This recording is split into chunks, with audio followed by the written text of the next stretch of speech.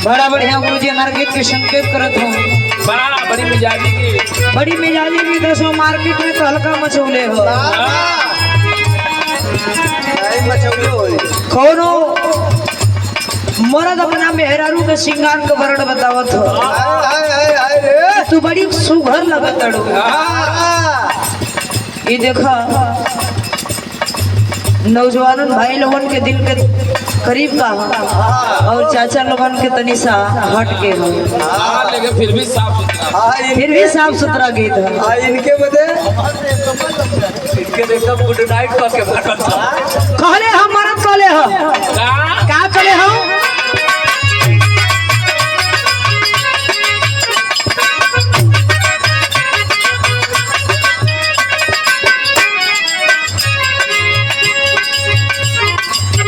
बार झरले बाड़ू काजर मरले बाड़ू, बार झरले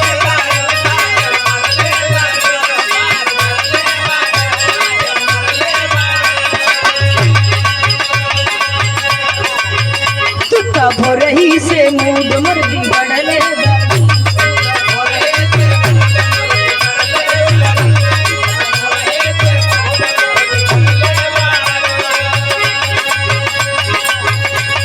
झरले बाड़ू काजर मरले बाड़ू, भोरही से मूड बिगड़ले बाड़ू।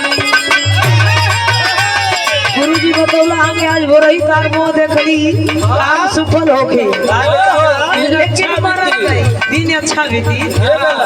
गुरुजी बता के गए पुरनके कम थोड़ी ले रहे कहे का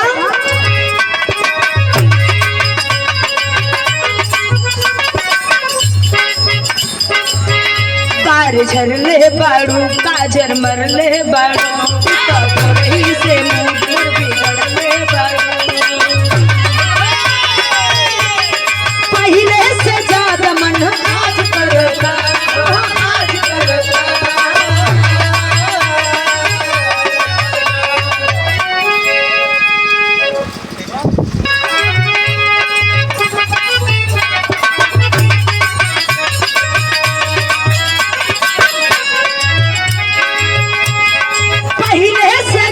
मन आज करता,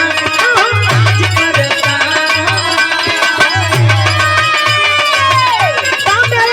कि हमारा भी कुछ हो खाता एक तरफा ना प्यार होला, हमारा भी कुछ होगा तो तनी यही बात सुना। तोहर दिल हमारा दिलवा पे राज करता, तोहर दिल हमारा दिलवा पे राज करता। राजा पायल उतारे आवाज करता, राजा पायल उतारे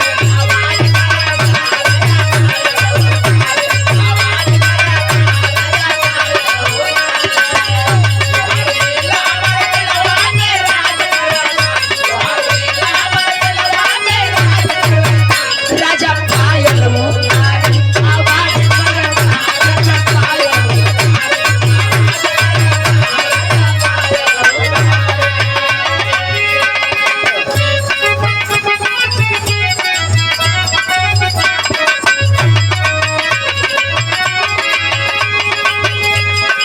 जाना है बजरिया के पीछे बलमा कोई फोटो न खींचे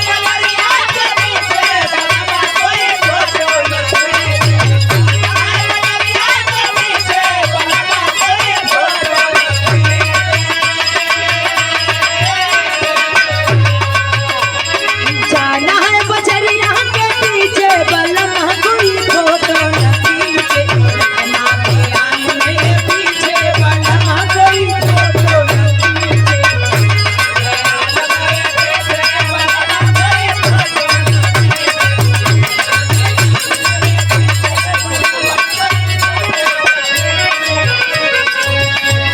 चूम लिया गाल चमकौआ राजा हो यही राके बेटौआ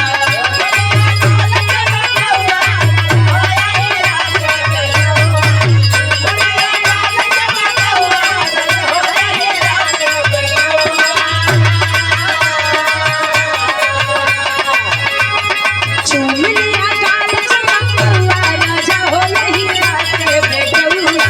हवा पिया के पीना पौआ हो अही राके बेटौआ हवा पिया के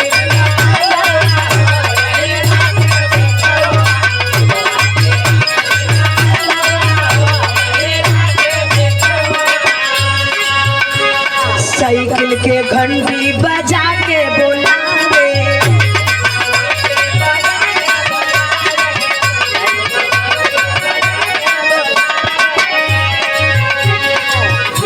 कहलस की जो ने हीरे के लड़का हाँ बिहाने दूध लेवे ना जाई ये बड़ा ना सतावेला ये तने ना इतना दिक्कत करेला घर में जब जाइला दूध लेवे तो एकर अलगे रुआब रहेला कहे कि सुना है राजा जी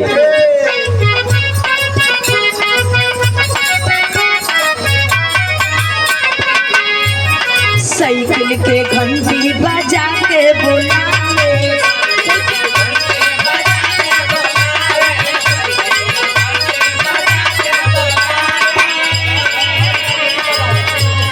तू थवा थमावे में अंगुरी दबावे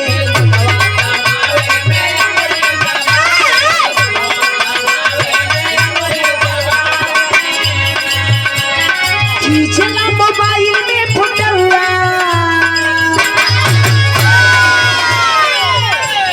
खींचला मोबाइल में फुटौआ राजा हो यही राके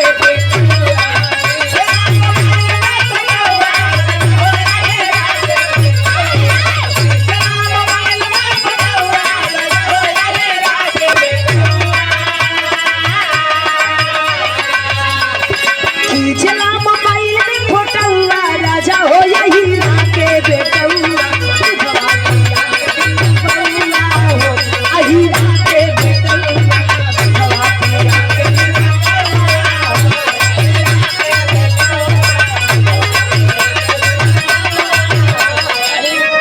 फिर हाँ के बड़े अच्छे कलाकार जय हो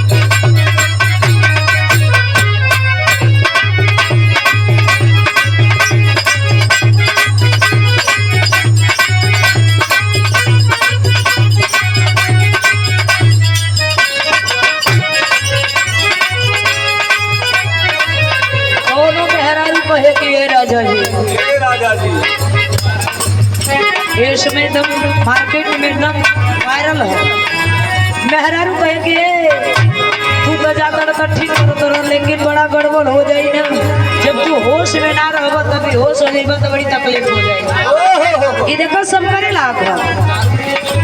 कोनो पियक्कड़ मर्द से सीधा साधा मेहरारू का मुलाकात हो गई देखिए प्रमादे प्रेम थे दुर्गेश तारी पी के गाड़ी जोनी तारी पी के गाड़ी जोनी हाँ करे सजनवा जनवा जाई राजा जी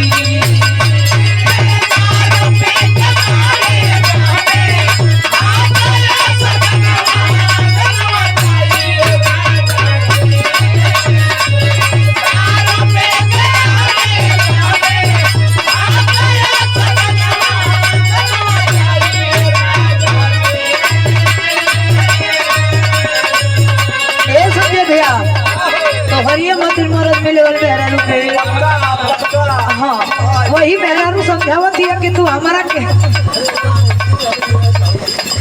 कहे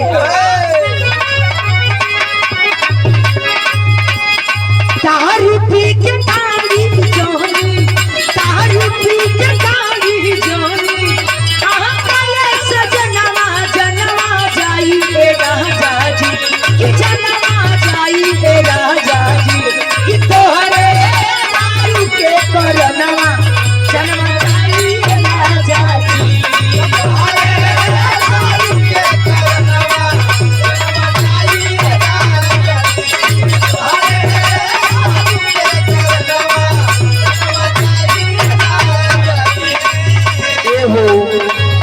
ऐसे करबा तो हमार दिल टूट जाई। समझा रही है दुल्हन की एक तरीके से समाज में संदेश है। दुल्हन समझावत है का कले और का कले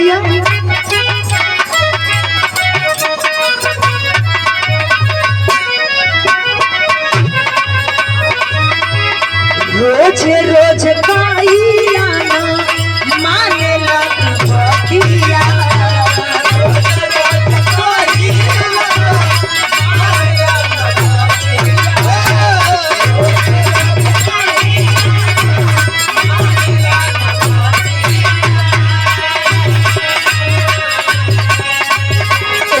सोच सोच मोरा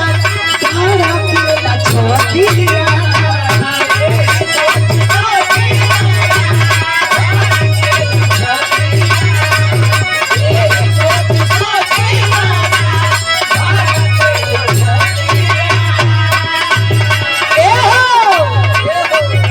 मानी जाइत कहियो तू हूँ, मानी जाइत कहियो तू हूँ, हमारो कहनवा जनवा जाई रे राजा जी,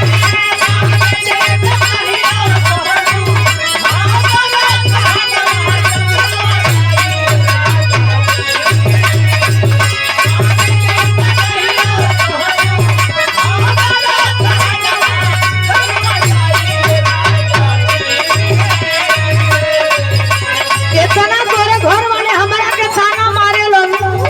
लेकिन हमार मजबूरी ना बुझे तोरा कि हम कौन विपद से जूझता नहीं। बड़ी ऊंची बात कर रही हो। मानी जाइत कहियो तू हूँ, मानी जाइत कहियो तू हूँ, हमारो कहनवा जनवा जाई रे राजा जी, कि जनवा जाई रे राजा जी, कि तोहरे दारू के करनवा जनवा जाई रे राजा जी, तोहरे दारू के करनवा जनवा जाई रे राजा जी, तोहरे दारू के करनवा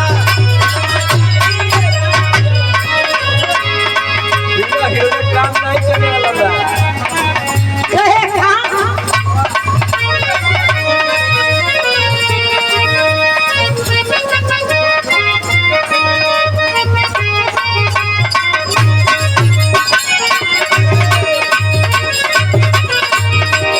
दिल में बड़े लब छुई हल्का हल्का ये गोरी, दिल में बड़े लब छुई हल्का हल्का ये गोरी, बड़े लब छुई हल्का हल्का ये गोरी। मर्द एक कोनो लड़की के देख के मन ओकर घूम गए, कहले हम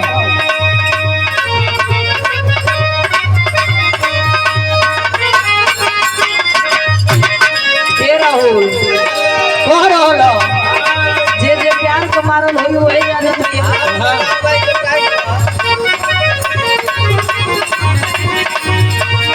दिल में बड़े नबी चैनी,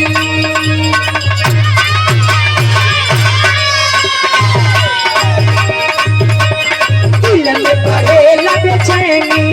हल्का हल्का ये गोरी,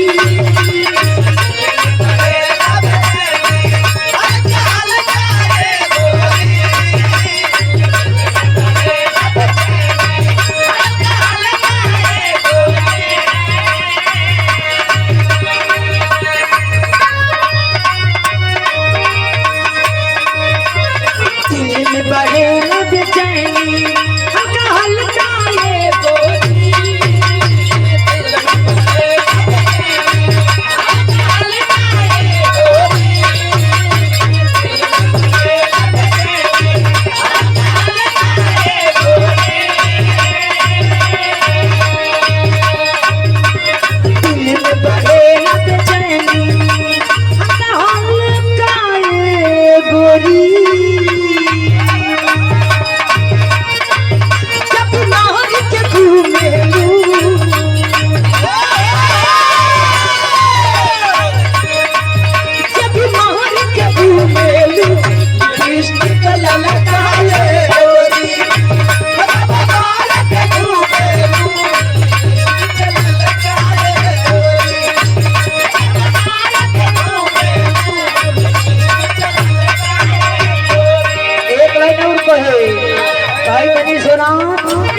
चलिए हारमोनियम की आवाज रख चालू।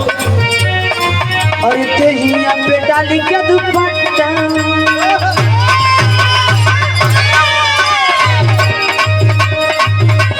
तेहिया पे डाली के दुपट्टा मलका ये गोरी तेहिया पे डाली के दुपट्टा मलका ये गोरी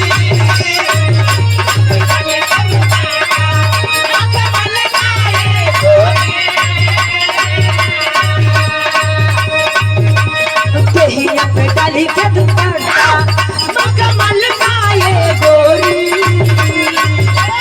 माहौल के घूमे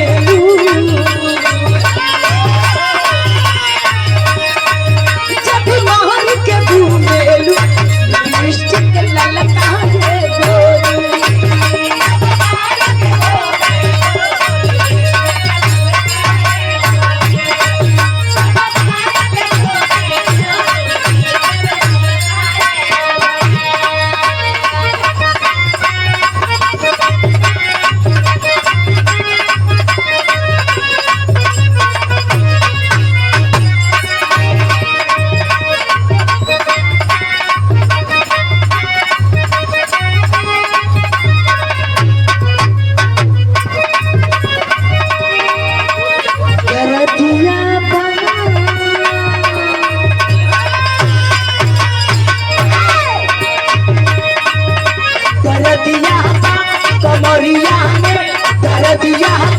कमरिया में हल्दिया पीस के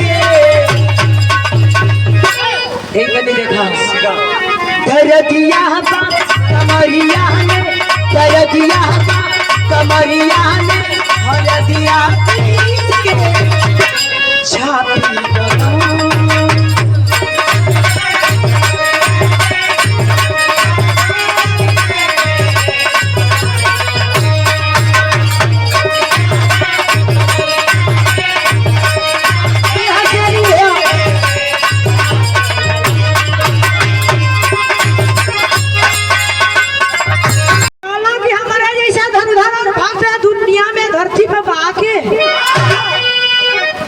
हम नहीं होते तो महाभारत की लड़ाई कभी खत्म नहीं होती, कोई नहीं जीत पाता। 5 पांडव मारल जाता, लेकिन ई ना देखलन कि हम तो केहू के कंधे पे बंदूक रख के चलावत हई। यही से कहल जाला बिरहा, हमारा बिरहा का शीर्षक है अर्जुन का घमंड उर्फ मोरल ध्वज के परीक्षा कैसे लेहल गई। ये परीक्षा आखिरी में ये बिरहा में ऐसा निचोड़ आई कि आप लोग का दिल दिमाग से सुनिए तक कलेजा कांप जाए। चलिए 4 लाइन भूमिका निभाओ।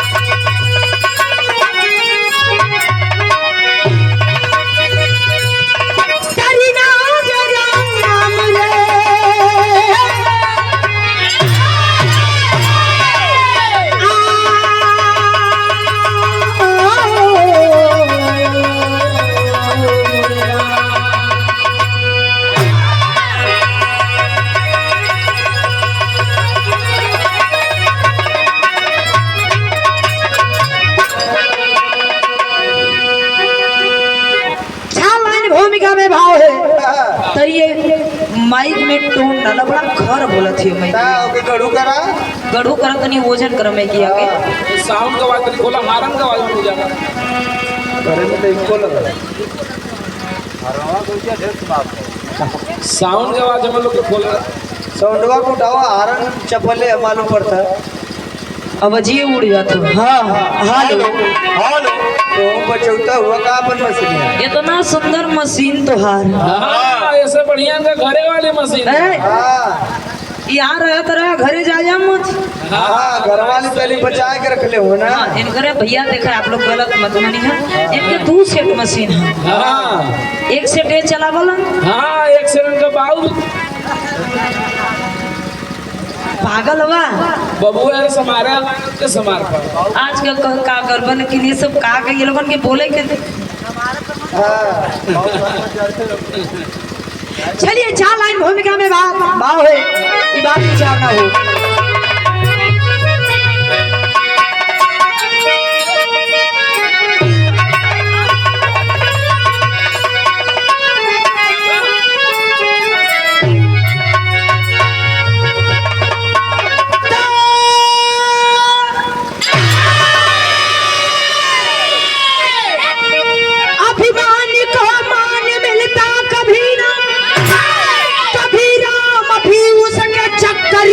भटके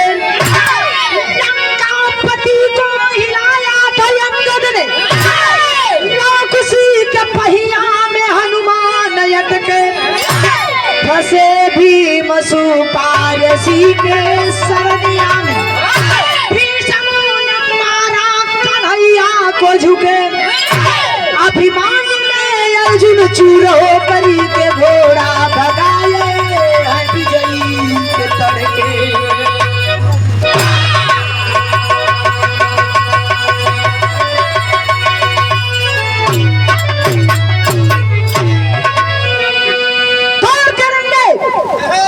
अभिमान्य को मान मिलता कभी ना राहुल को फुफा दिला हूँ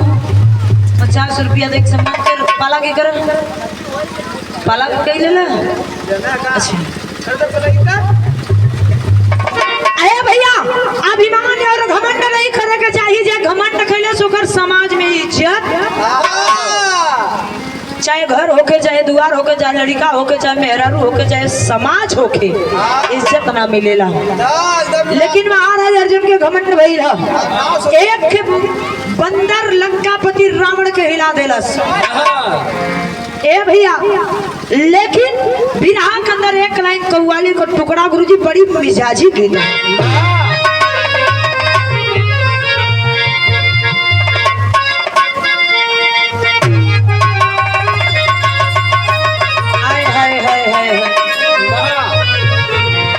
किसी आशिक मासूका की बात है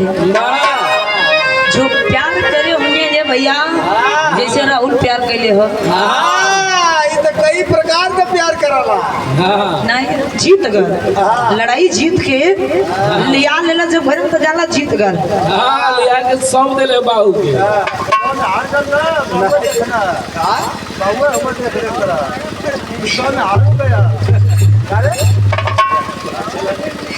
लेकिन गौर करेंगे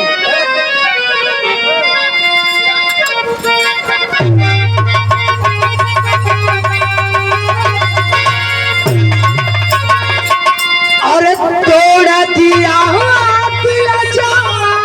के शीशा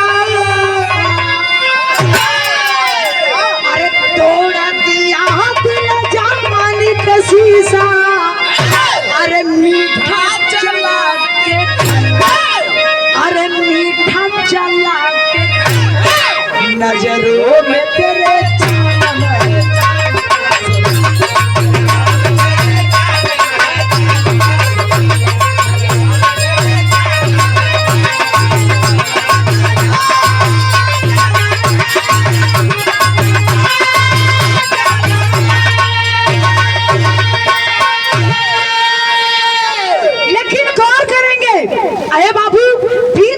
कैसन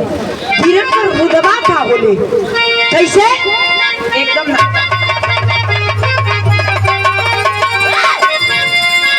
अरे लड़े पीरता के खाती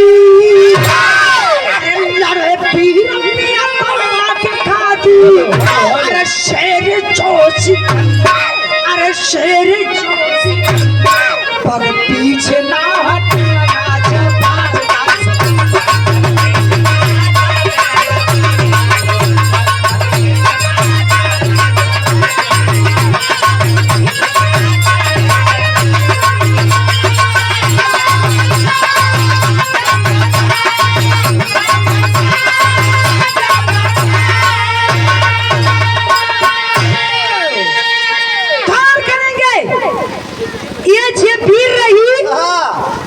चाहे मैदान में लड़ाई होके की तुरंत हाथ मिला ले। हाँ चाहे अखाड़े पे लड़ाई होके ताल ठोक के जाई लौट जाई न अबर न बरियार देखी न जबर देखी न अबर देखी लड़ जाई चाहे पटकब चाहे पटकाई लेकिन काई कबीर ना उठतो बैठत वीरन का पहचान हो जाला ए भैया। लेकिन कहानी हमारी हमें से शुरुआत हो जब से घमंड पहले के कैलस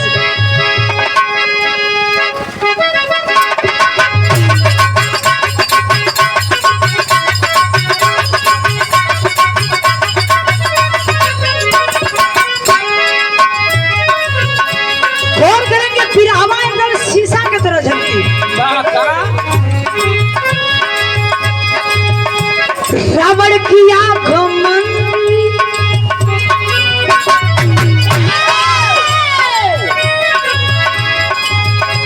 रावण किया घमंड सर्वनाश हो गया रावण किया घमंड सर्वनाश हो गया शासन हटा दुशासन का विनाश हो गया।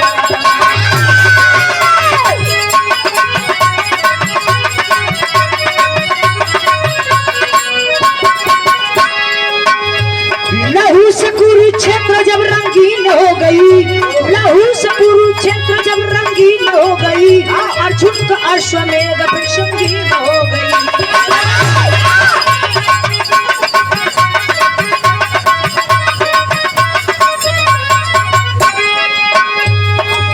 चलाया बाण जैसा कोई ना चलाएगा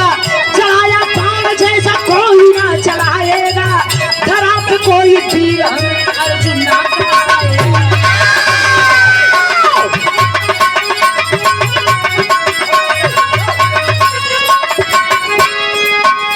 पकड़ेगा जो घोड़ा मैं दो हाथ करूंगा पकड़ेगा जो घोड़ा मैं दो हाथ करूंगा और मर्द पानी तार हो पानी पे मरूंगा।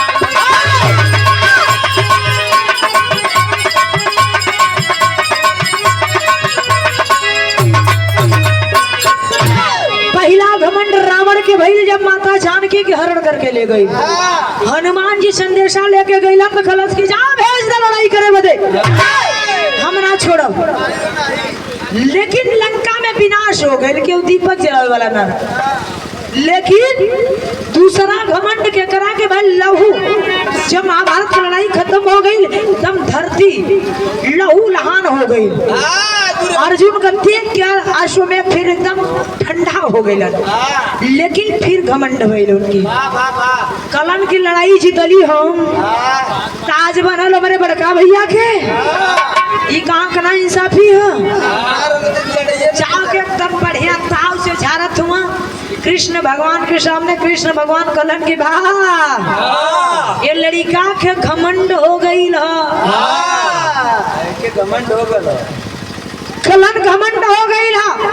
कलन के हमसे जैसा वीर हमारे दैया पीर और हमारे जैसा धन धन धरती पे क्यों ना हम कलन की अच्छा कला चला ठीक है काहे ना एक उपाय कर देता जो ना अश्वमेध का घोड़वा वही पे लिखवा के चुनौती भेजवा दा छोड़ दे करबे मर्द जे रही वो घोड़ा के लगाम पकड़ी नहीं तो फिर घोड़ा वापस आ जाए जाना के धरती पे तोहरे जैसा वीर केहू ना हो। ए भैया घमंडी अहंकारी के समझ में ना आवेला काम ऊंचे को रखती के खा ले चुनौती लिखवा करके कृष्ण मुरलीधर चुनौतिया में लिखल रहल कि जे ये घोड़ा पकड़ी महाराजा अर्जुन से लड़ाई करी लिखवा करके घोड़ा के छोड़ दिए, 2-4 सैनिक लगा दिए, जहाँ पे घोड़ा जाई वापस लौट गए। यहाँ मत धीरे धीरे घोड़ा पहुंचल कहा मोरम ध्वज के देश में, नगर में। उनका लड़का फुलवारी में अपन जोर अजमावत था, अपन धनुष बाण से जोर अजमावत था। तब तक घोड़ा जाके बाहर मुरलीधर तो हर लीला दुनिया ना जानी हो, जाके घोड़ा इन्हें नए लगल देखला कला कि करे बढ़िया, ऐसे बढ़िया वीर ना मिली अर्जुन का घमंड तोड़े बदे। घोड़ा ही नए लगल, लड़का के निगाह घोड़ा पे कही वाह खबो ने तना बड़ा अहंकारी है हो, घोड़वा पे तो अहंकार का गंध है। घोड़ा का लगाम पकड़ के आके बांध लेलस। सैनिक कला कला लड़के कला की घोड़ा का पकड़े हवा खेले वाला चीज हो। कलन की सुना का हम जाना थी घोड़वा खेले वाला ना हो, जरूरत खात हो टूल के आल हो, खिलौना थोड़ी हम समझे थी। करे ई महाराज अर्जुन को घोड़ा ये के पकड़वा जाना थी, का लिखल करे मथवा पे कलम की जवन लिखल हमें सब पता तोरे जवन महाराज होके जाके भेज दा का के चुनौती हो आके लड़ाई कर ले, जवन लिखले में वही के हम प्रस्ताव रखत है। कला के पहले हमारे की ना जा, फिर ये करे बात हमरे महाराज के आ जाई है। 2-4 जने के कलश के अच्छा नाम मनबा तू आवा कैला, 2-4 जने के मार के लौटा देला से के भगल बढ़ाते से जाके महाराज अर्जुन से बता रहल ह का बता रहल गुरुजी, गीत लगल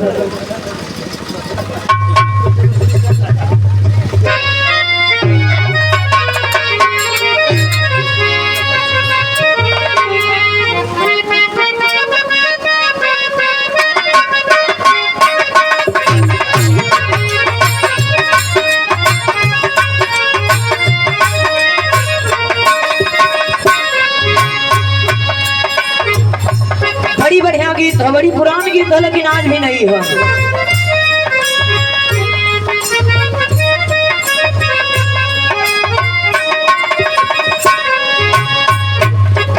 पिया परदेस गइले तार लागो टोकिया में,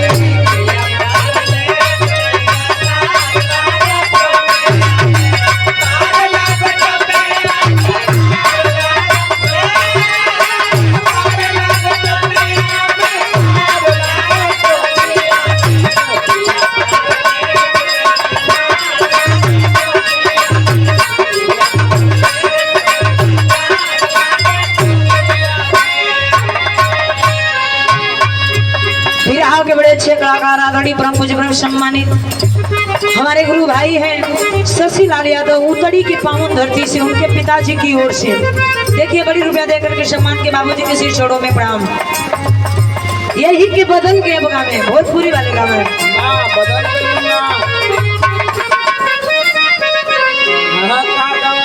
कि गुड़ही जले पिया बिचाई पिया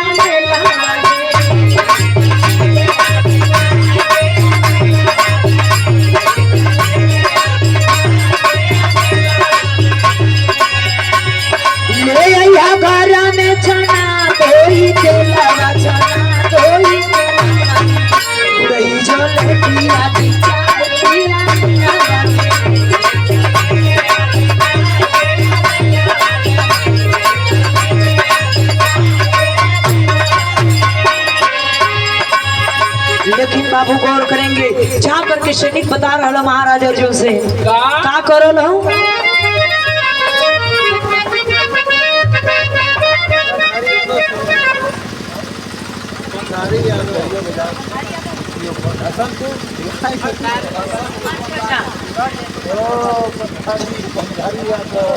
देखिए प्रमाणी परम श्रद्धे पंधारी यादव बड़े भैया हर्षणपुर की पावन धरती से हमारा और शशिलाल कबीर आ रहल बड़ा सम्मान दिले रहा। देखिए ये 201 रुपए देकर के सम्मान के चरणों में प्रणाम आशीर्वाद के जा रही।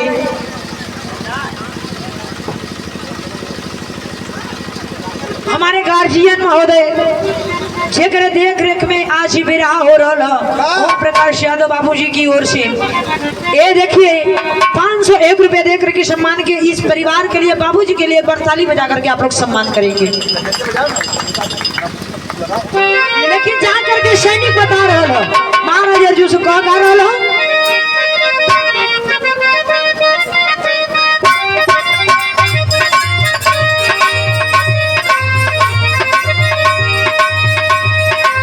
घोड़ा पकड़ाई गईले मोरन के नगरी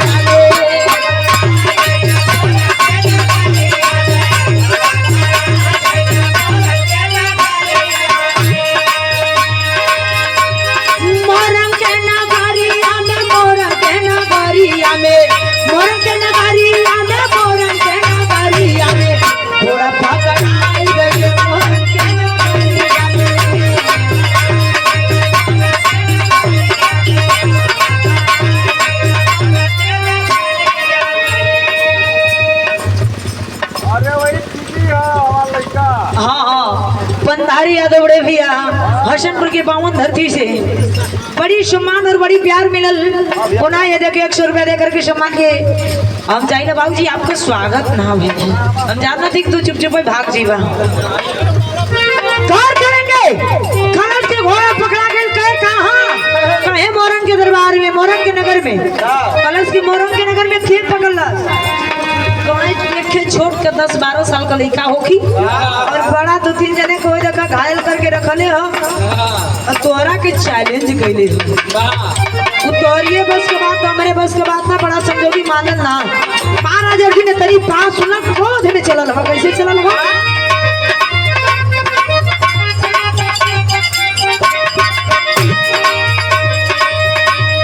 कोठावा में आइला अर्जुन लाल के समान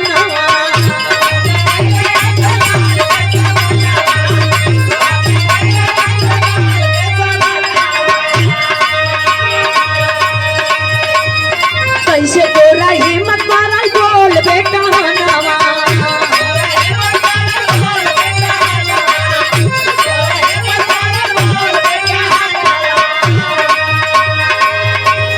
कोठावा चढ़ाल बाटे अर्जुन के पुतरिया में अर्जुन के पुतरिया में घोड़ा पकड़ाई गए मोरन के नगरिया में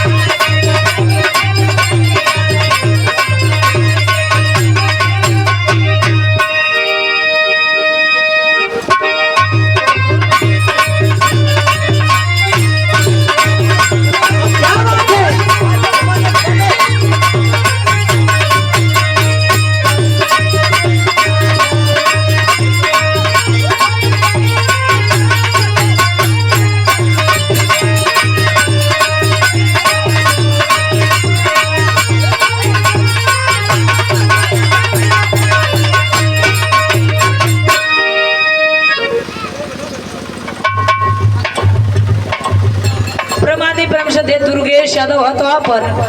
बड़े भैया की ओर से देखिए 201 रुपए देकर के सम्मान के चढ़ो में प्रणाम आशीर्वाद के ऐसे ही देखा ही कलाकारन का हौसला अगर बढ़त रही तो विराह का दिक्कत ना अरे देखिए प्रमादे प्रेम से पप्पू ठेकेदार चकई की पावन धरती बड़े भैया की ओर से 100 रुपया देकर के सम्मान के चढ़ो में प्रणाम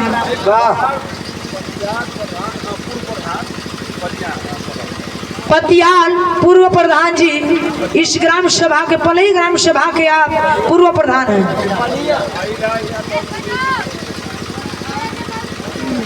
ये देखिए पैसा ना प्यार भरा आशीर्वाद है और राहुल का फुफा है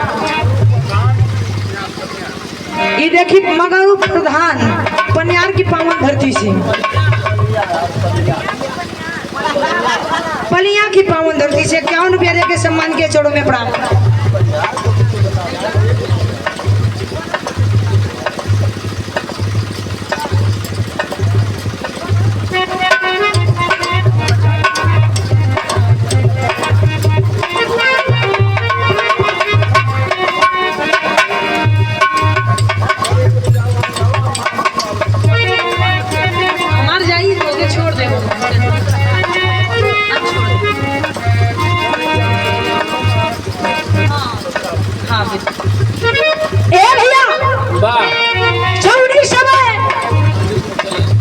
अर्जुन पहुंचना क्रोध में कला लड़के काहे घोड़ा पकड़ ले हरे कलश की सुना कला की सुना भइल का कवन की सुन बच्ची अब ही तो खेले और खाए के उम्र हो, अब ही खेला खामाई के गोद में जा, ये सब अच्छी बात ना होला। बड़ा आदमी के सामने छोट लड़कन का कोनो जरूरी। अरे हमार नाम अर्जुन, हाँ हमें जानल, हम महाभारत की लड़ाई विजेता भैली, हम विजय भैली महाभारत की लड़ाई में। हम हमारे जैसा वीर और धनधर धरती पे क्यों नहीं, तू काहे फसत हुआ? अरे जो ने जर माई बाबू तुहर जन्म दे ये तो माई बाबू अनाथ हो जाए तोरे मारा। पहले हम सब फरियोगे ना भैया माई बाबू को छोड़त हुआ, मर्द होगा तो पानी दार, मर्द होगा तो मैदान में आवा करे। देखाओ आजू को लड़का पियाजू को भरता ललकारत कहे चल चल दे रे हवा कैसे एकदम क्रोध में लाल कैसे बाबू ठीक लग।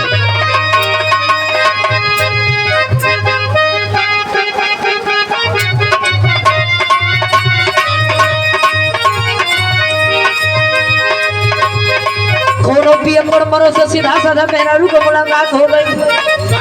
कहे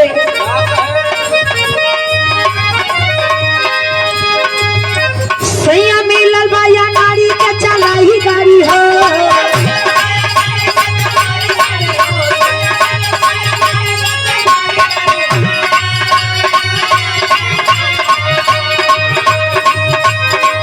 सैया मिलल बाया नारी के चलाई गाड़ी हो, गाड़ी हो।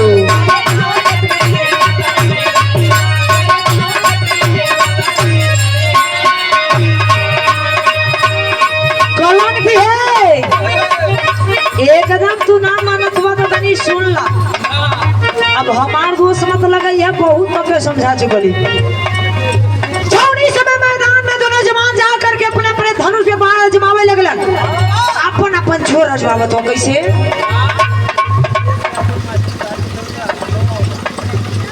और ये देखिए प्रमादिक ब्रह्मदेव दुर्गेश मास्टर साहब की ओर से कल ना घरनवा वाला 201 रुपया देख समान के बिल्कुल गा दे।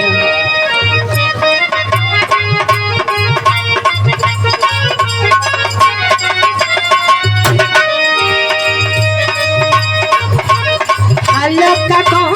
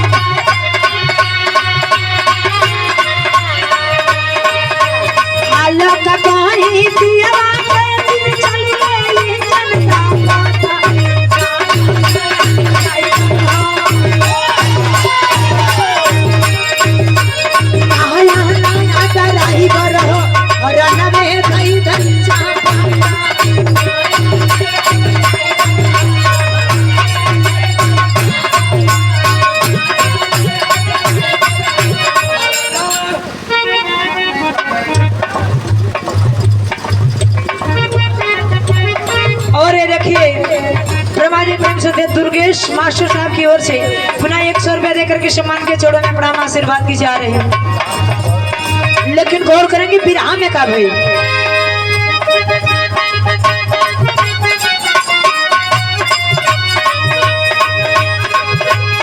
लड़का लाल कर ले हो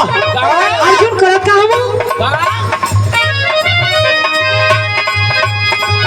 अपन धनु ही पे बनावा चढ़ावे लगले।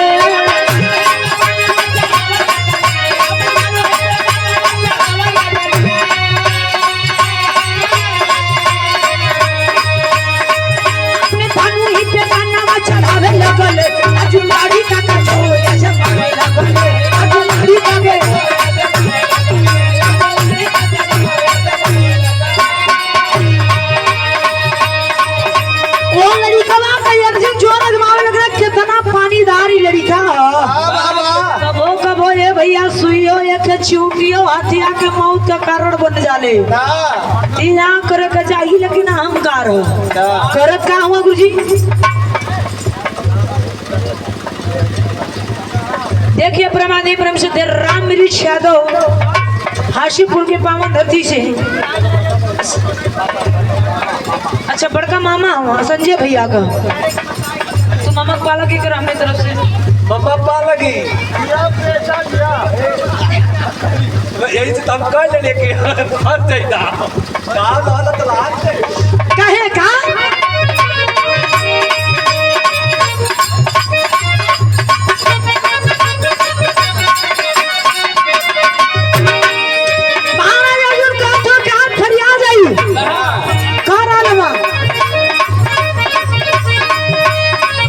बेटा रानावा में फिर ना देखाई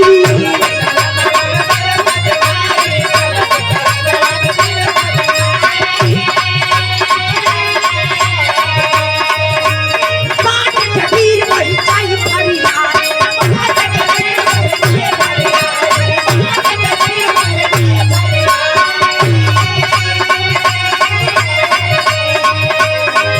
अपन बड़ी बड़ी बात आवे लगल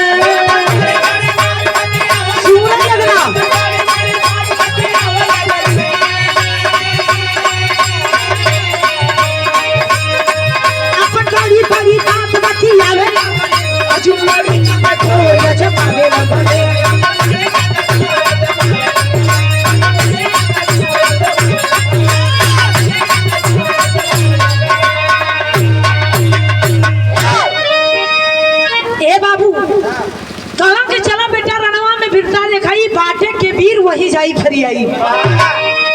जब लड़का अपन बराबरी पे जब तब तैयारी बराबरी पे है कला की लड़का डरात नहीं तो कला के अगर ये लड़का के हराऊ दे तब वो हमार बेइज्जती होगी, अगर एकरा से जीत जाए तब वो हमार बेइज्जती होगी। लेकिन भाई नॉलेज ना उनके कि लड़का से हम लड़त काहे बताई हाई कमाने, अब भाई उनके नॉलेज ना जानकारी ना केवल अहंकार है भाई का गुजी गीत लगा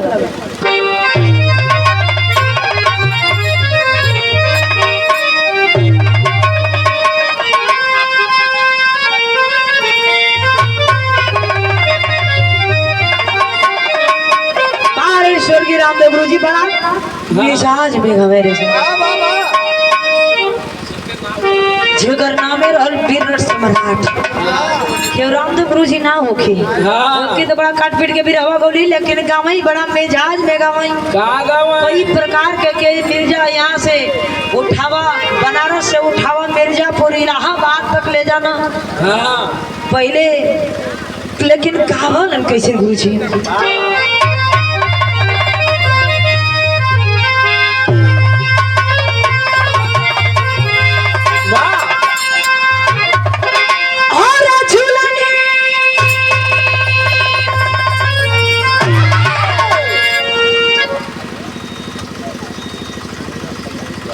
देखिए प्रमाणे प्रेम से मुन्नीलाल कनौजिया वाह वाह वाह पलिया की पावन धरती से देखिए 51 रुपए दे के सम्मान के चढ़ो में प्राम आशीर्वाद बिचारे कई बार देना हूँ, लेकिन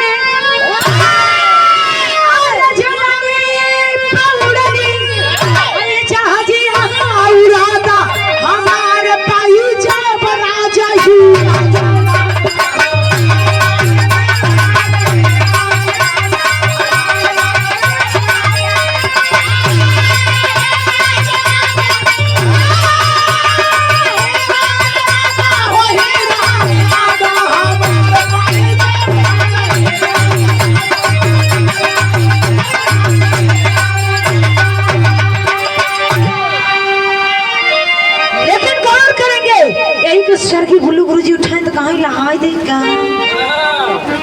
कहीं बड़ा नहाई के उठाई झाड़ा पोछत कहीं अरे नहाई दे का बड़ा छक्कत हुआ कहीं कि का कहे गुरु जी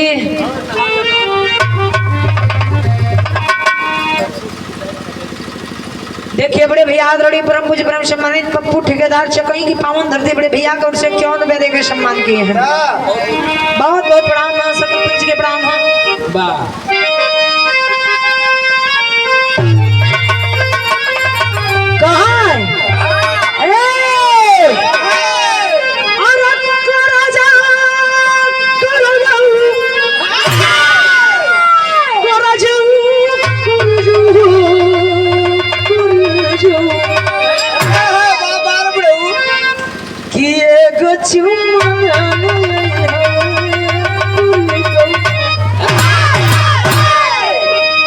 बड़ा लहाई के गाँव करे जो लहाई के गाँव में नहाई के ना, लेकिन स्वर्गीय रामदास गुरु जी ठंगा है रोले भी रहा हुई ए रोवत बा गाय के जात तो के बड़ा पक्षी ला नहीं छोड़ देला नहीं तो तोके समझ में आई जाए तब लहा लेकिन भी रहा पे आप लोग गौर करेंगे।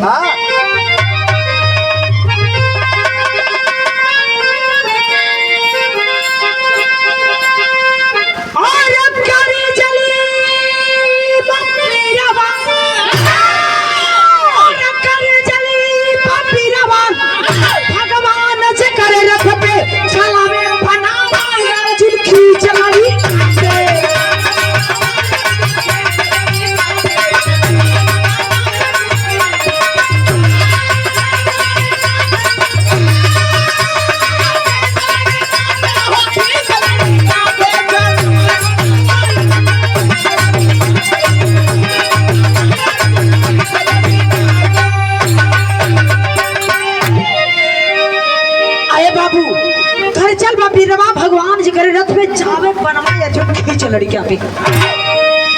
और बिरहा के बड़े अच्छे कलाकार आदरणीय परम पूज्य ब्रह्म सम्मानित शशि लाल यादव उतनी की पावन धरती से मैंने गुरु भाई है बड़ी रुपया देकर के उनके पिताजी की ओर से बाबूजी में से छोड़ो में प्रणाम। राहुल कौन करेंगे बाबू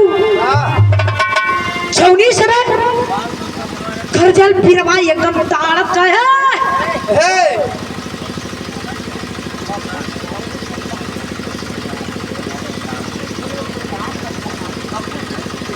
देखिए परमानंद परम सदेव बाबू सिंह पूर्व प्रधान मझिया पावन धरती से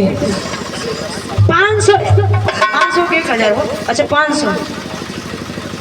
नहीं 601 रुपया दे करके सम्मान 1 रुपया चोराई नहीं तो लोग काहे चोरावो ना यार। समाज सेवक समाज के लिए जीना समाज के लिए मरना हर गरीबों के दिल के धड़कन है आप, हर कलाकारों के दिल पे राज करने वाले हैं आप। प्रधान जी के सिर चढ़ो में प्रणाम भगवान का 2-4-5 वर्षीय और जीत जा तनी मंचवा पर स्वागत हो जात काहे ऐसे मत जा तनी चल जाओ प्रधान भैया चलिए हुआ तनी हमारा मनोबल बढ़ जाई आ जा तनी से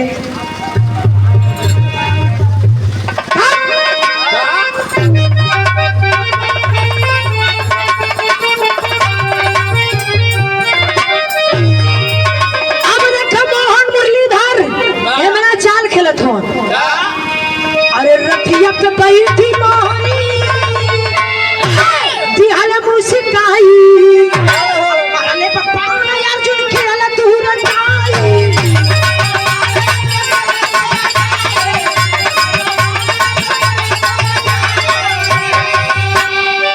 अरे लड़ा पदम मोहनी तैयार भय रथ पे चलावे बना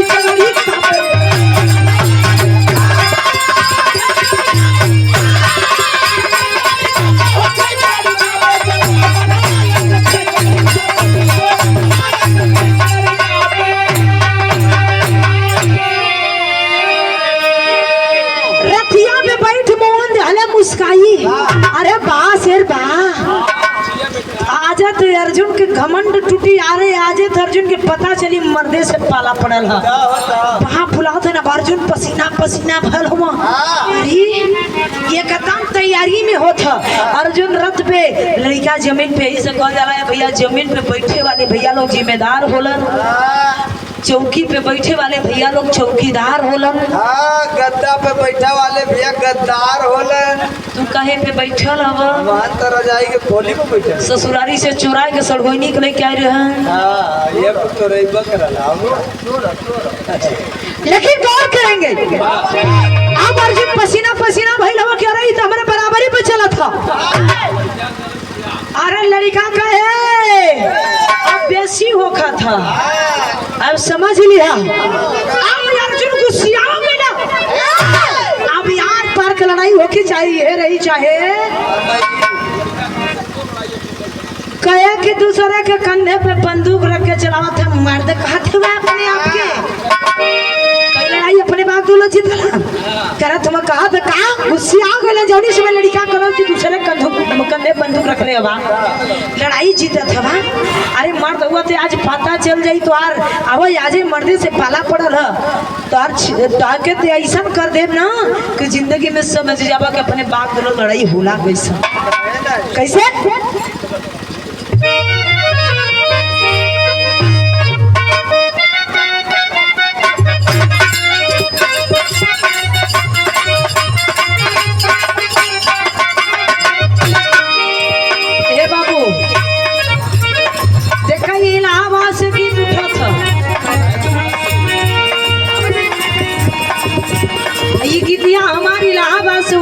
लेके आई बनारस में जोन असली खड़ा होला जोन बनारस में एक स्तंभ कहल जाला, बिरहा में भी रश्मि कहल जाला। लेकिन हमारे गुरुजी उठाए कहाँ से कैसे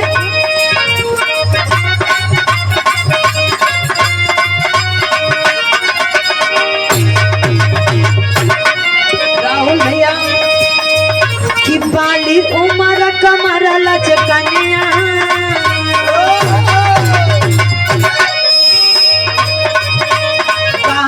उमर कमर लचकनिया और की जानी हुई के पनिया झूला झूलनिया।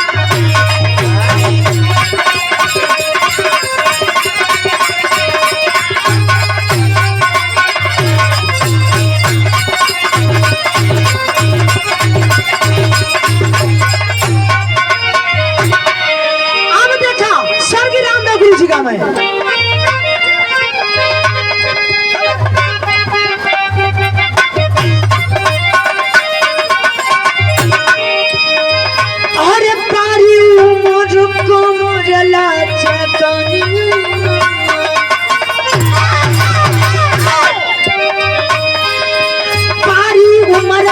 लचकनिया भैया की जानी हुई के पनिया बैठे झूला झूलनिया।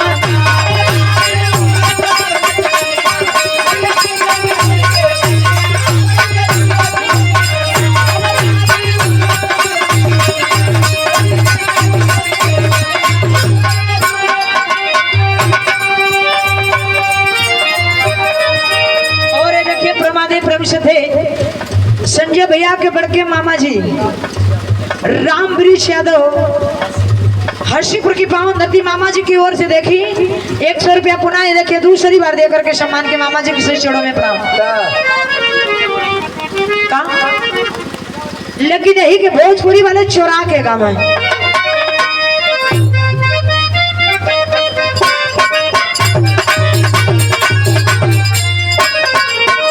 बाबू, यही में देखा कुल तेल मसाला सब हो ऐसे काहे देखा तेरा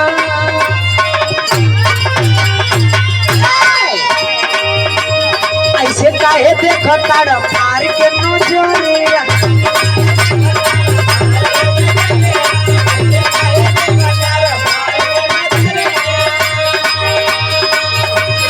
हाथे नहीं मुझे लगी पिए के बबरिया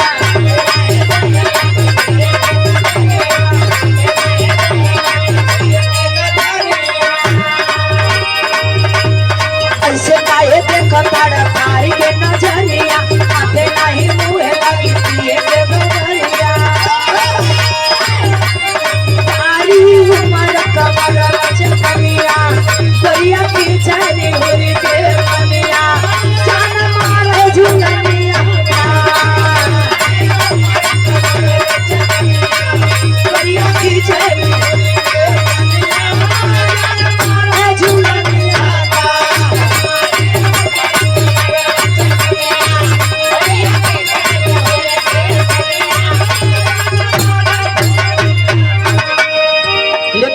करेंगे फिर हमें बाबू जौनी समय गुस्सिया गई हम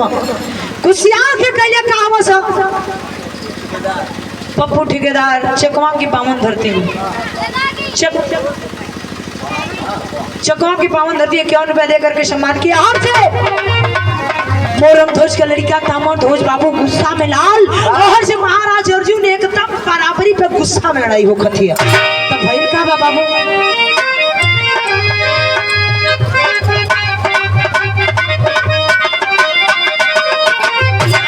लड़ाई देखा या मौके पे आई ला सन मार दोनों तरफ से चला था लेकिन फिर होता कुछ ना लेकिन भइल का बाबू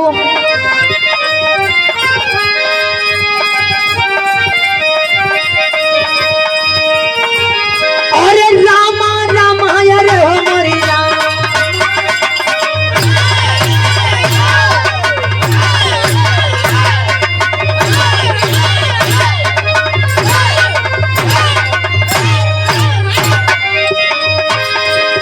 लड़का पार पार से घायल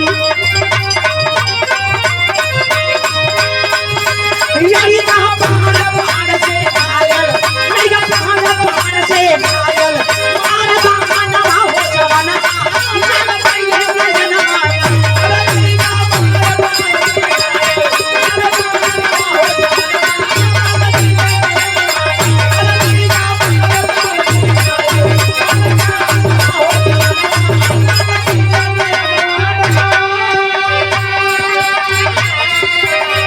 अर्जुन की जंग में जाई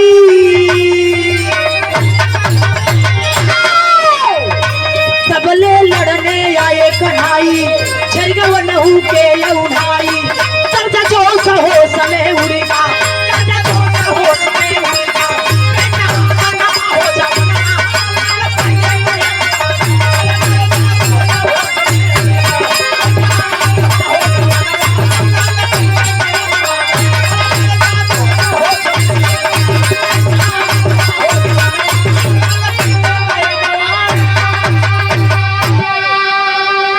कौन करेंगे आई बाबू लड़का बाण बाण से घायल मर्दनवा हो जवनवा लाल कैले नयनवा ना महाराज अर्जुन मरला खींच के बाद लड़का जाके एक आध दो हाथ पीछे गई रहा लेकिन जब गुस्सा में उठल हा मरले बा चौनी से में अर्जुन जाके कई बिघा दूर गिरल हवा जब कई बिघा दूर गल हवा तो कृष्ण इज्जत बचा के मारा अब हथियार भी ना उठा सकत सोचत हो कि ये भक्त के ओरी लड़ी को भक्त के ओरी लड़ी भक्त दोनों हमारे हम लेकिन कृष्ण भगवान भेष बदलना करना गईला अर्जुन के कला का हो कैसा यहाँ गिरल हुआ लगा रहा कहे कि का बताई पिछला गेली कहीं और कोनो शंका है कहीं बिल्कुल अभी तो पूरा बकिया तो पिछला गले कहीं तो पिछला तो तू हसीनेपुर से आवत हो यहाँ से ना तू हसीनेपुर से पिछला था अब वही देखा ये अहंकार आदमी के तन में है मानत ना है यही अहंकार है हार के भी आदमी जीत मनावत है कला के कृष्ण भगवान के भाई अवरी कोनो मन में छल कपट कुछ है मन में शंका बचल कहे के भाई तो कुल बकिए बा अब वही कहा देखली वीर और भक्त कहे तब चले के बड़ी कहे कहाँ कहे मोरंग के दरबार में वही वीर और भक्त दिखाई कहे चला कहे जब तक त्योहार चली तब तक त्योहार चली अब हमार चली भेष बदलत हो लोग जात हुआ मोरंग दरबार में कैसे जात हो बाबू गीत लगल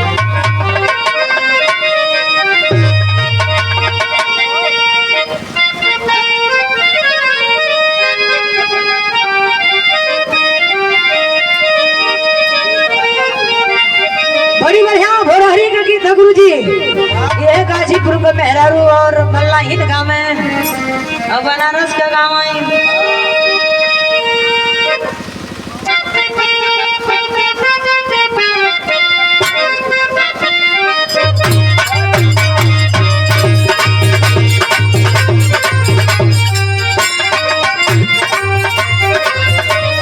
माई बहन माटी का गीत है गुरु जी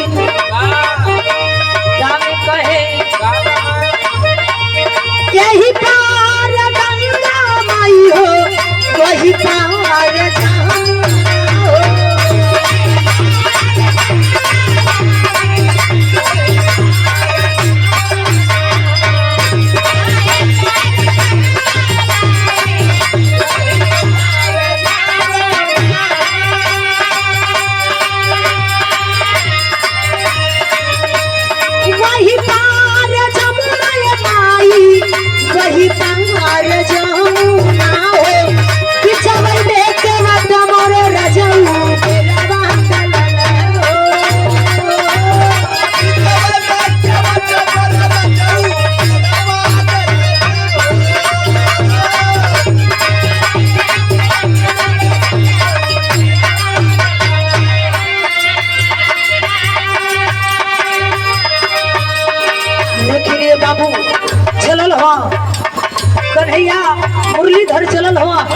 और से अर्जुन भी संगे में चलल हो भेष का भेष बदले के हो कि ए भैया भेष बदलत हो जैसे यहाँ का लोग विराह सुनत हुआ लोग वैसे ही वहाँ का लोग जनता पूरा लेला देखत हो। आखिर अब का होए वाला हो कैसे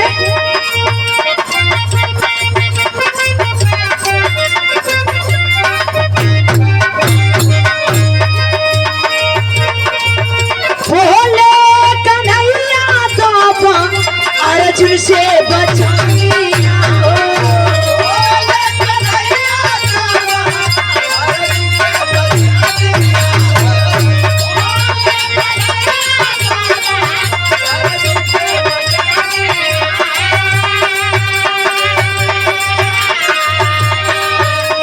अर्जुन से बचानिया भैया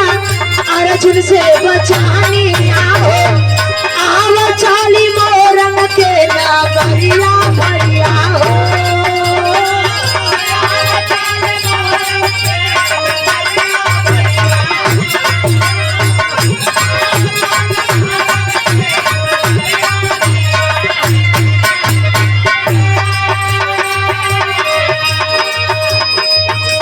अरे बाबू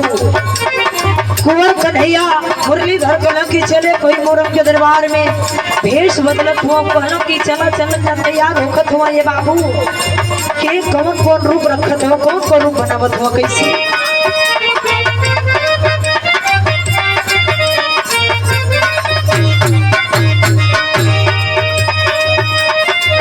कृष्ण भगवान धैले साधु वाला भेषा हो।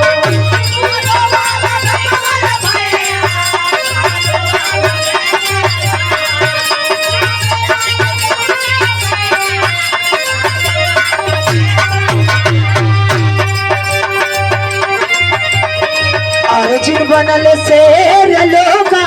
देखले तमाशा हो।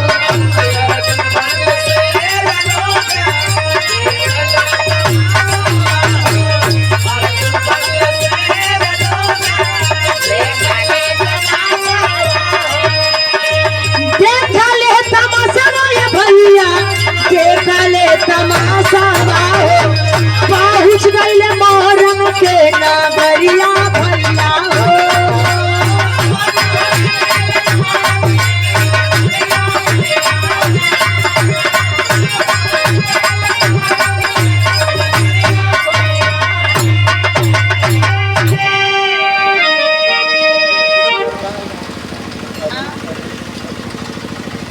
और ये देखिए ब्रह्मादेव प्रेम से थे अर्जुन गुप्ता तार गांव की पावन धरती से 51 रुपया दे करके सम्मान के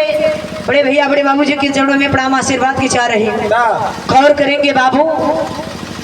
कृष्ण भगवान बुढ़ा ब्राह्मण साधु का वेश बनौलन और अर्जुन शेर का वेश बना के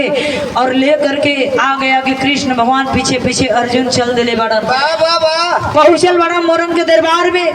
पहुंचला अलग जगह दिलन मोरंग महल में बैठल ना बात सुन के आवाज सुन के दौड़ के एलन कलम बड़ा दिन के बाद साधु आल दरवाजे ए भैया आइलन कलन की आई आई स्वामी आई आस्थान लगोलो मन में इतना बड़ी खुशी लगा था कि भगवान हमारे घरे प्रकट हो गए बड़ा मन में खुशी है लेकिन कैसे गुरु जी विराग अंदर टेरी से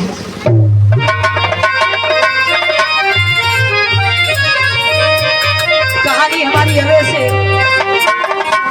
करुण की धर मोड़ ले हाँ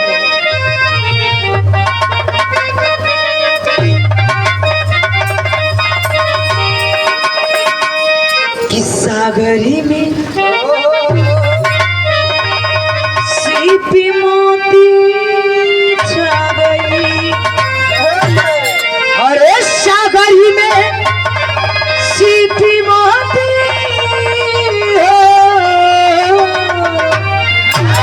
सागरी में सीपी मोती छा गई चौके अंधकार में पाके चिड़िया छोटी छोटी ज्योति ज्योति सागर में सीपी मोती छा गई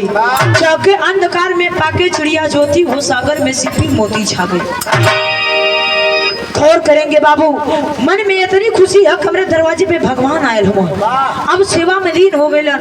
बैठा देलन ठौरू के पानी दाना हो, पानी सानी कल स्वामी पानी लिया, पानी का लिया को 2-4 दिन से तो खुदे हम भूखल बानी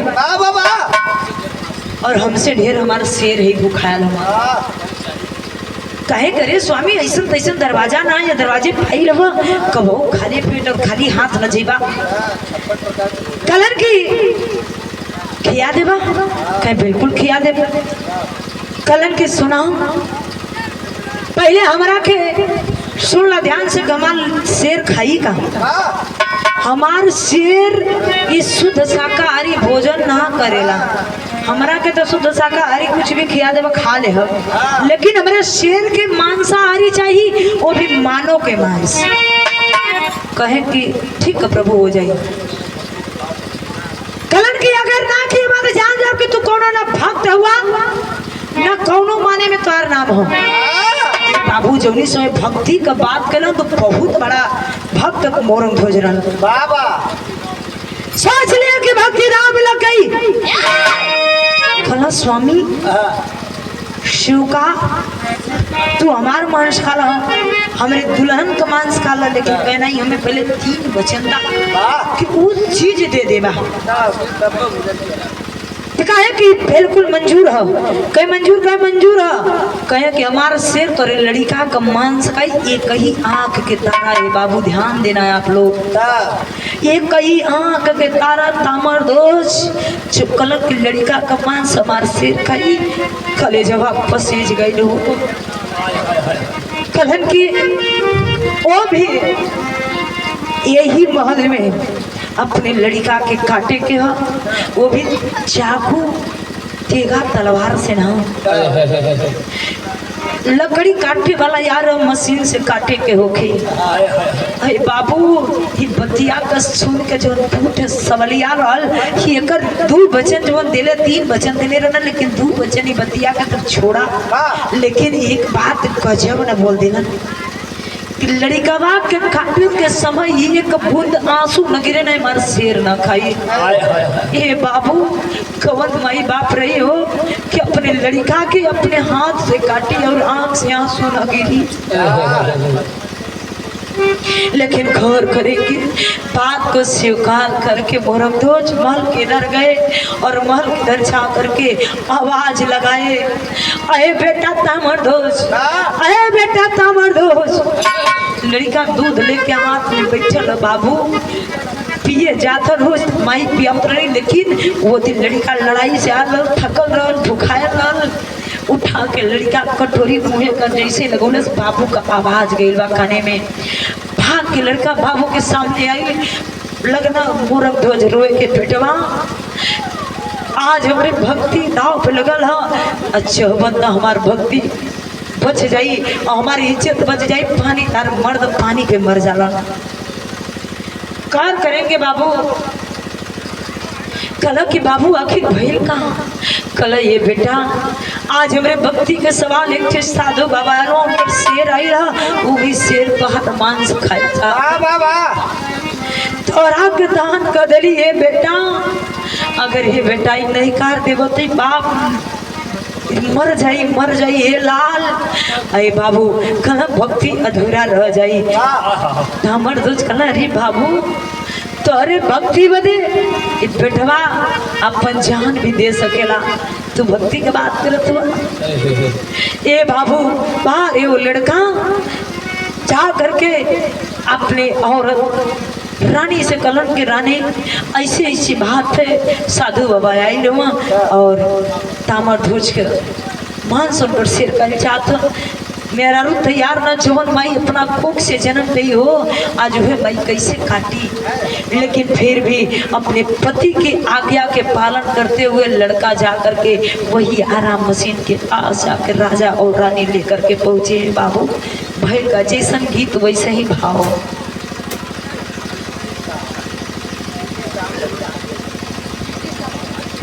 टिड्डी साहब मजदहा की बावन धरती से 100 रुपया देकर के सम्मान के करोड़ उस भाव पे चरणों में प्रणाम आशीर्वाद के जा रहे हैं। गौर करेंगे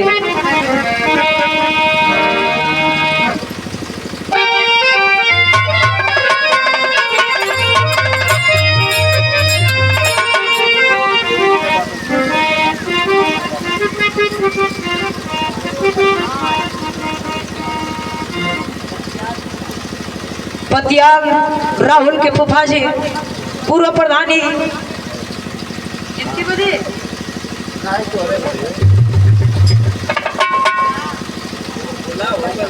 इस ग्राम सभा के पूर्व प्रधान है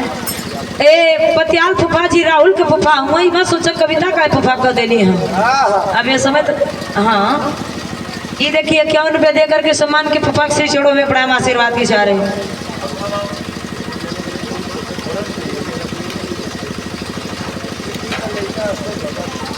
और ये देखिए प्रमाद्री परम सदैव टिट्टी का लड़का अशोक भगत मजिदहा के पावन धरती से 51 रुपया देकर के सम्मान के साहब जी के सिर चढ़ो में प्रणाम करेंगे बाबू। बड़ी मिजाजी बड़ी दर्दनाक गीत और जैसे गीत वैसे ही भाव ये आखिरी गीत मेरे बिरहा।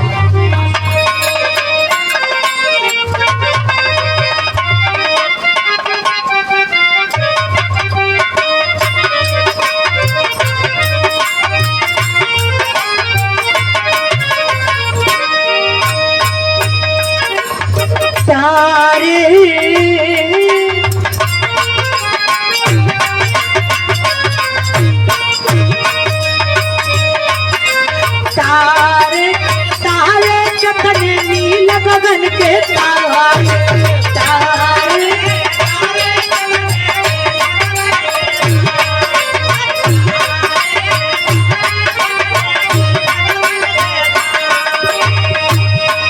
लेकिन गौर करेंगे भाव पे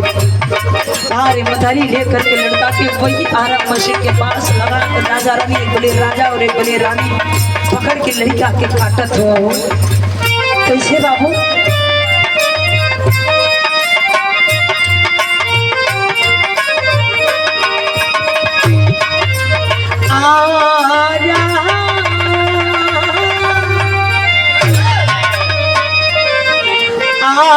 राजा रानी लगे चलने लगा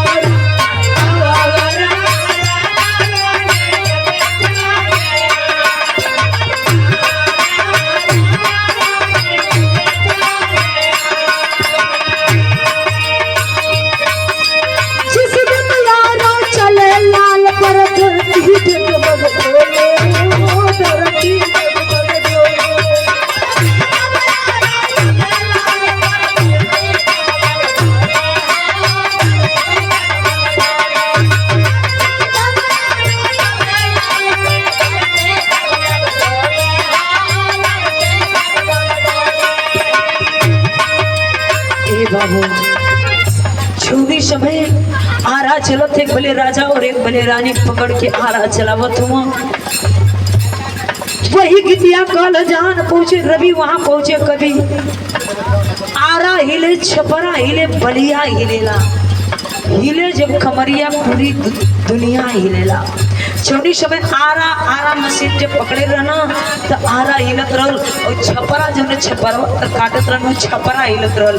बलिया रानी के कान का कुंडल जो बाली रहल झूमक के समय कान का कुंडल ये बाली झूलत रहल यही से कहे आरा हिले छपरा हिले बलिया हिलेला जब आरा या बोले वो बोले ठेले तो एक कमर हिले तो ऐसे कहे हिले जब कमरिया पूरी दुनिया हिलेला। घर करेंगे बाबू छोटी समय लड़का के काटत धरती आसमान थर थर थर थर कांप रहा पूरा नगर के लोग रो रहे हुआ कि बाहर बाप मातारी दुनिया के नजर में आंख में आंसू और जे काटत बाप मातारी की आंख में आंसू ना हो इतनी बड़ी अत्याचार दे करके तीनों लोग का देवी देवता भी चलल हुआ कि इतनी बड़ी अत्याचार कहाँ होखत हो कि करत हो कैसे बाबू। अशोक भगत मजिदहा के पावन धरती 51 रुपया देकर के सम्मान के चढ़ों में प्रणाम।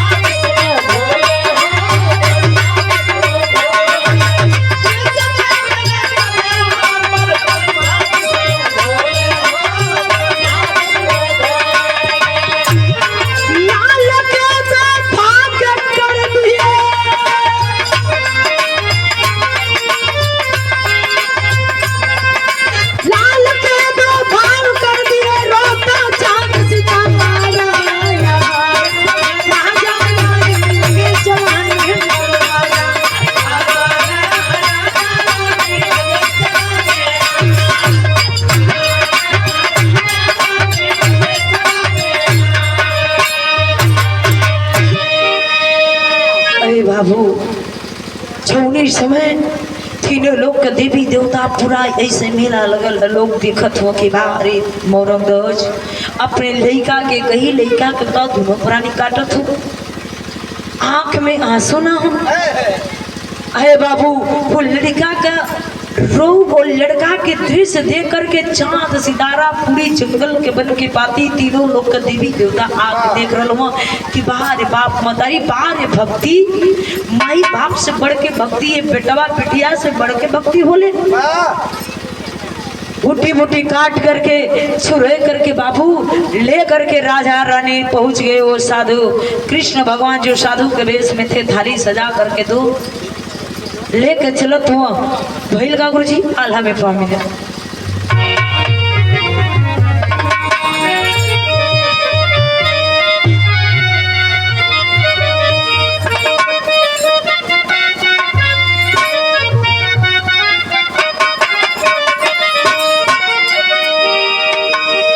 ले के भोजनवा चलल सेरा के समना भैया,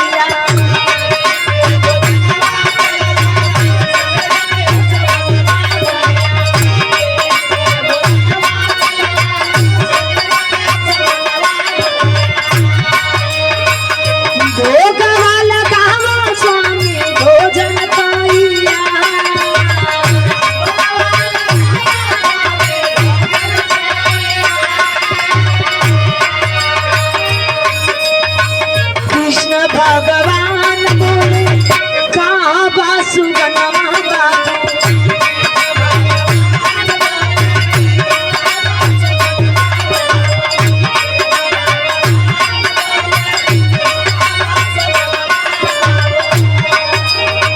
संघमई में भोजन करब काहे करता,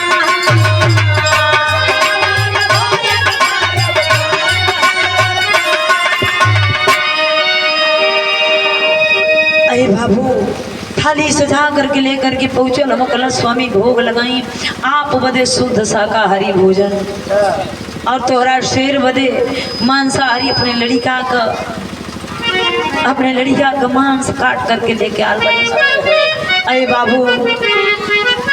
कलन की काहे 2 थाली लगौले हुआ लोग, आज 5 थाली लगाओ, पूरी परिवार के साथ बैठ के खाई। अरे बाबू जब भी पतिया के बोला तब मोरक धो जब उनकर दुल्हन रोवे लगनी, हाथ जोड़ के खड़ा हुए लगे। तब का भला गुरु जी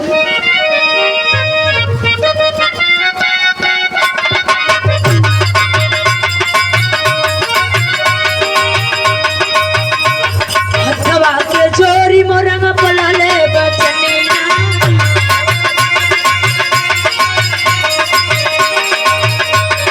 हथवा के चोरी मोरंग पलले बचनिया, सुगना हमर बैल तोहरे सरवै के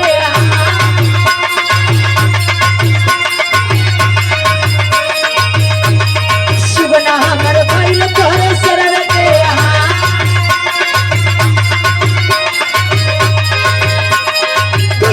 सुगना वही पनमा से निकले,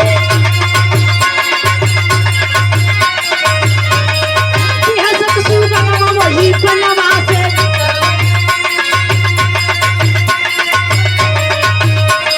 लगवन में मचल बाटे फारिया,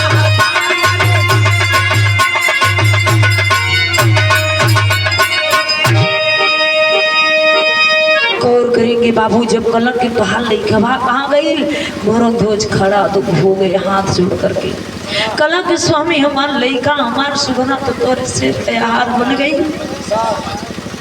अब कैसन हमार बात, अब कैसन हमार परीक्षा लेतवा। कलन की जब लइका के काटत रही तो आंख से आंसू एक टोप नहीं गिरल, लेकिन आज ये बात के तोरे सुन के हमार कलेजा कांपत, झरझर झरझर रो रहल हम। कृष्ण भगवान कला की सुनो, अगर सच्चे मन से अपने लड़का के अगर तू प्यार कैले हो बा, बाप का फर्ज निभैले हो बा, अच्छा संस्कार देले हो बा, अच्छी राह देखले हो बा, तो जा करके वही बन के इधर दोनों प्राणी आवाज लगाई लड़का आ जाई। अरे बाबू जा करके कलन की कहा मजाक करत हुआ, कलम मजाक नहीं सही बोला थी। जाके वही बन के इधर दोनों प्राणी बाबू आवाज लगौला कि अय तामरध्वज, अय तामरध्वज, ए बेटा तोरा सगर दिल से ही बाप माई तार प्यार के हुई बेटा, ये तेरे माई का अचरवा थोड़ा भइल मेरा लाल, तेरे बाबू को गोदिया सुनी मरे बेटा, आजा ना बेटा आजा। ये बाबू हंसत का लड़का वही बन के इधर से हंसत का लड़का तामरध्वज आके अपने बाबू और माई के गले लगल है। देखने वालों को भीड़ लगा है बाबू, आकाश से भी देवी देवता भी तीनों लोग से देख रहा कि बारे भक्ति ऐसा भक्ति होले। लेकिन गौर करेंगे बाबू, जब लड़िकवा के लेके वो बन के इधर से घरवा कोरी चलल हमा यार कृष्ण भगवान अपने असली रूप में, और अर्जुन के कहा अर्जुन आवा आओ अपने असली रूप में, असली रूप में आई रहो। तब कृष्ण भगवान कला का हो और कुछ मन में शंका हो, अर्जुन कला ना हाथ जोड़ करके खड़े हो गए, कहे स्वामी अब ना है, हम जान गए बहुत बड़ी गलती हमरा से हो गई, माफी मांगो तो एक बात कहत हुआ।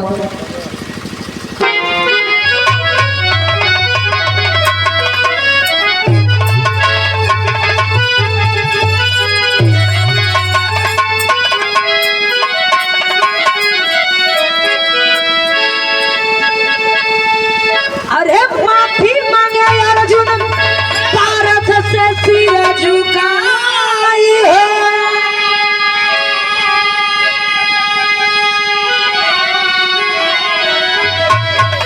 हंस के बोले बतिया, अरे हंस के बोले बतिया तब कुंवारा कन्हई हो, हंस के बोले बतिया।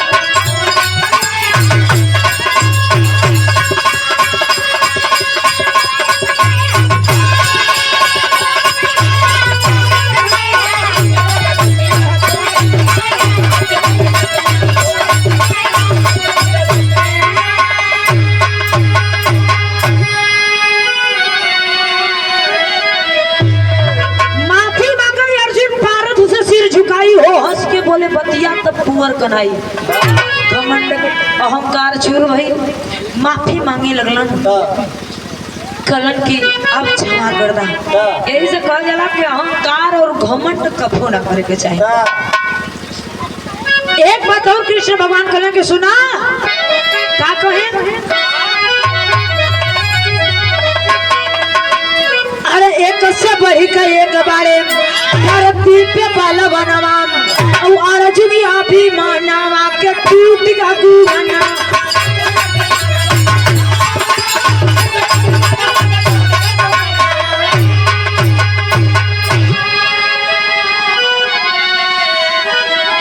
अरे भक्ति देखी अर्जुन कैले लजाई हो, अरे भक्ति देखी अर्जुन कैले लजाई हो,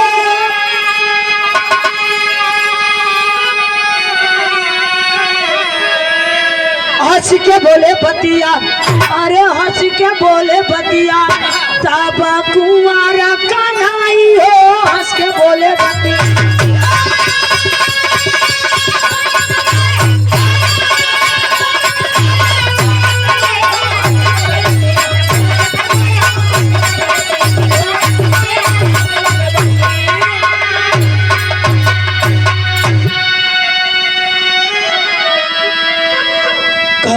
बाबू कहना एक से बढ़ के एक बारे दुनिया में बलवनवा अर्जुन अभिमानवा को टूट गया गुमानवा, गुमान गुरु चकनाचूर हो गए, भक्ति के देख के लजाई गए, कहे अरे हमरे से बड़ा भक्त भी रहुआ धरती पे। कलम के देखा यही से कली के अहंकार और घमंड कभो ना करे के चाहिए। आखिरी लाइन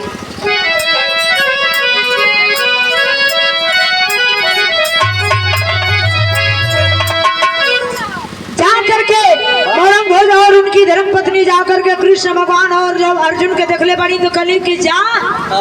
यह जन्म में तो हमन का परीक्षा ले लेला भक्ति का हमारे सवाल कैला ये में तो तोहार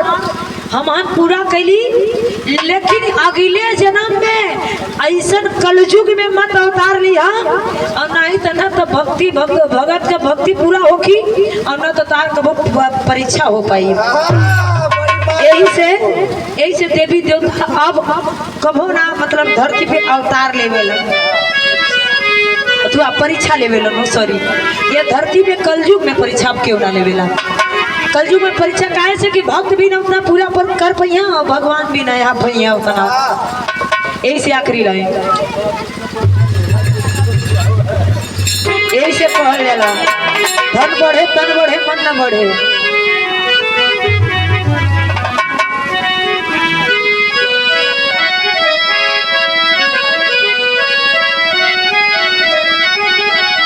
गुरु बिहारी गुरु गणेश गुरु राम लाल की माँ।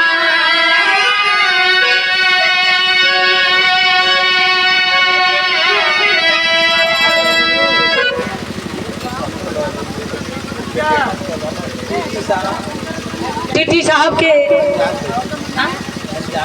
टिट्टी साहब मजदाह की पावन धरती से देखिए 100 रुपया देकर के सम्मान के चढ़ों में प्रणाम आशीर्वाद गुजारी मेरे ये विराह को शीर्षक रहल गुरु बिहारी गुरु गणेश गुरु राम लाल की माँ।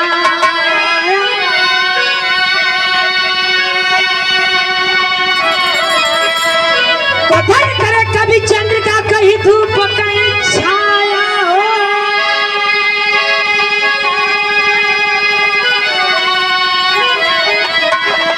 अरे सागर में सीपी मोती छा गई तो कविता ब्रिजलाल बिरहा में बन के ज्योति सागर में सीपी मोती छा गई।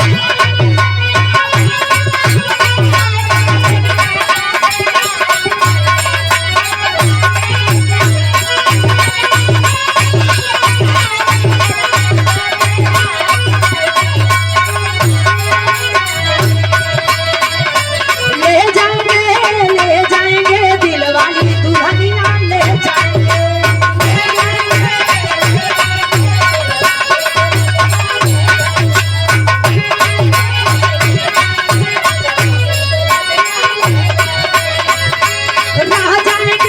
रह जाएंगे पैसा वाले रह जाएंगे।